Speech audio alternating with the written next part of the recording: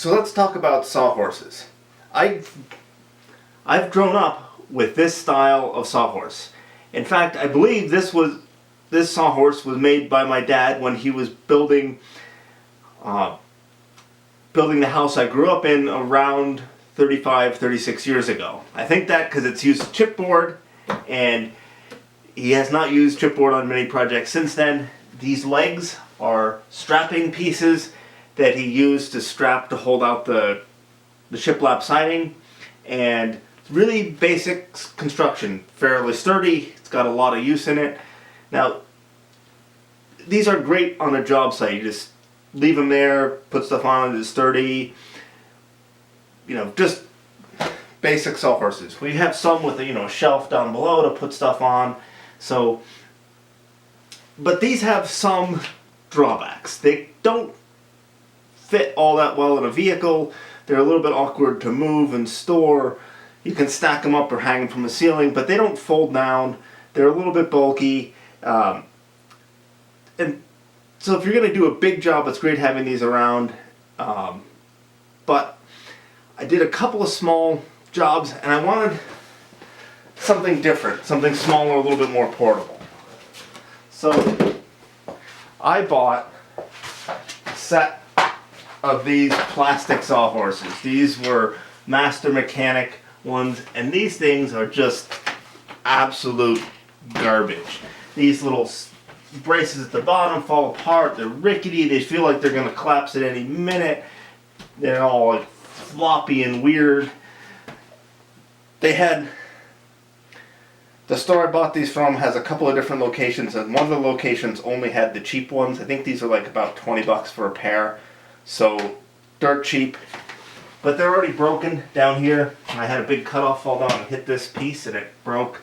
So, I mean, they work, they're sort of bare minimum, but they're really not that good. So I decided I was going to make myself a pair of sawhorses that is collapsible and shrinks down to fit in a vehicle, or packs up nice and small. And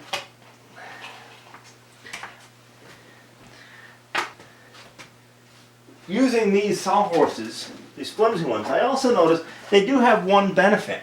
On uneven ground, they're so flexible that they will sit on uneven ground by just sort of twisting weirdly.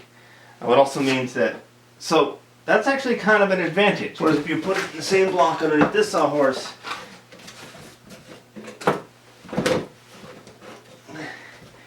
it's rigid and sort of springs back and now it rocks. So, that's not terrible. Most of the time you can shim up or whatever else, but I thought, hey, what if you made a sawhorse that had a more flexible beam here? Would it conform to the ground a little bit better? And I also wanted a folding, collapsible sawhorse. So this is the first design I came up with as far as a collapsible sawhorse. I originally had thought of making these pins pivot points so you could swing the legs in, but I realized that the geometry of that was getting really complicated, figuring out, oh, I would need a notch here and the thing and clearance and whatever else. So I was like, fine, I'll just make it pins that you can remove, and then you can just slide the top out. But this one also, if you set it on a block, because this top is a T-shape, as you can see that just got a rib down the middle and a flat top, it's not at all strong in twisting. This geometry is all wrong for twisting strength, but it's very strong, left and right and up and down. But torsionally, this shape is weak. So it works pretty well. And now when it's on there, it's good and solid, even on an uneven surface.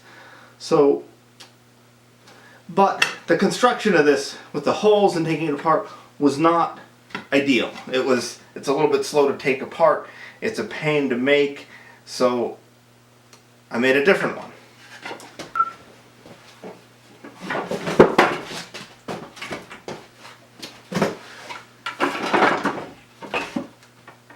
So this style I have the legs going the other direction, and they go into slots on the top.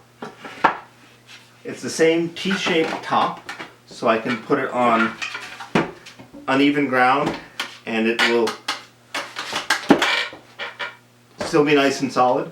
This one is a little bit more wiggly side to side because these legs have more flex and these joints have more flex than the pins. But I think it's a worthy trade-off as far as ease of assembly, disassembly, and construction. So, yeah, that just comes out there. There, you got 3 pieces, and you got your sawhorse.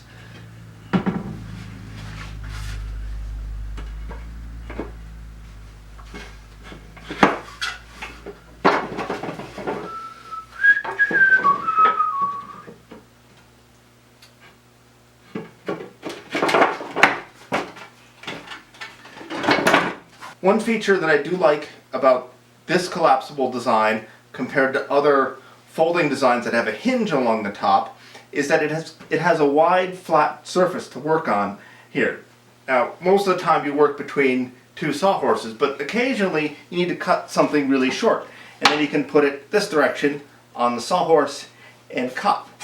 Whereas if you try to do that same thing on this sawhorse, the top's all floppy and it's just not nearly as good of a surface. Let me bring you in a little bit closer and I'll show you how I constructed this. So I'll just show one side because both sides are the same. But these blocks are just clamped on and glued to this inner spine here. And this one, these blocks are set at an angle and lined up so it sits down on this surface here, so it's riding at the bottom of the beam. And then they're all nicely angled so it sits together there. And these blocks are just screwed and glued on.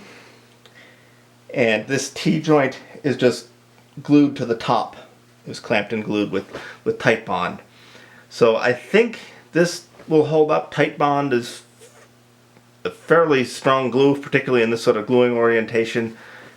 For these sawhorses, you would have to be really careful not to cut the top because this is only 3/8 of an inch thick. So you start cutting into it and really quickly you'll wreck its structural integrity. If you cut this top through, you're done. So I might make a pad, like a pine block which sat on top of these, but I really try not to cut the tops of my sawhorses anyways. Probably in the future I will add a cross brace here, and then that can also hold a shelf because these legs do have a fair amount of leverage down to these joints here, and then that cross brace would also help it a little bit with stability, or platform wood. So that's possibly in a future addition to these, but I'm going to use them this way first and see if there's anything else I want to change about them. One advantage the pins have over the slotted leg construction is if I just grab this in the middle and pick it up, the whole sawhorse falls apart. Whereas the one with the pins, it stays together. However, if you're just a little bit careful with how you pick these up, let me get this back together again.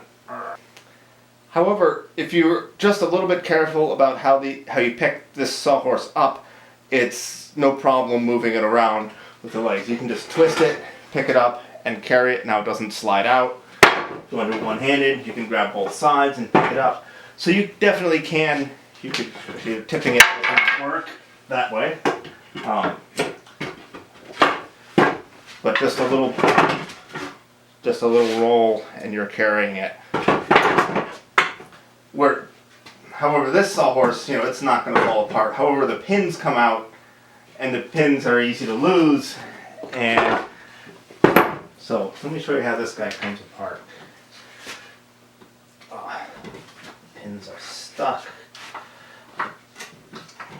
The disadvantage of this sawhorse, pins sticking, and then where do you put these? You lose them. And now this leg will pivot off. So I've got just a channel here, the 2 pins that go through.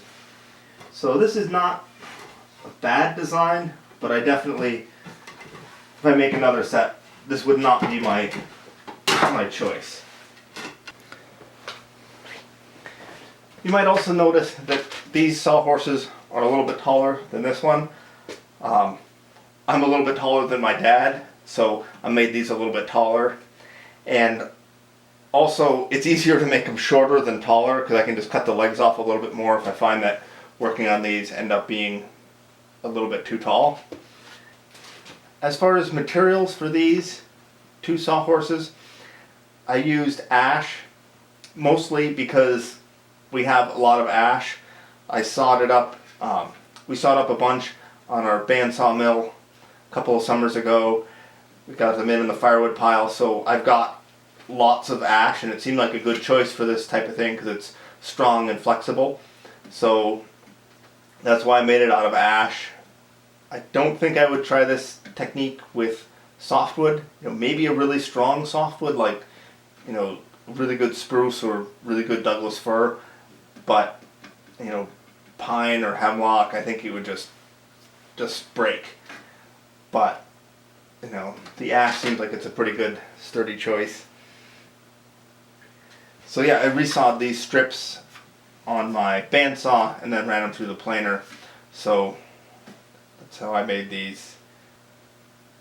So let me know in the comments, what do you think of these sawhorses? Whether or not you think they're going to hold up. Like I said, these two are fairly new, so they have not gotten a lot of use as far as being used as sawhorses. But hopefully I'll get a chance to use them fairly soon. I hope you like this video.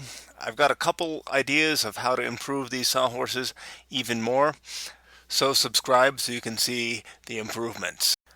I only have a few pictures of the build process. I didn't take any video because videoing while making something makes everything take twice as long. If you would like to see build videos, let me know in the comments.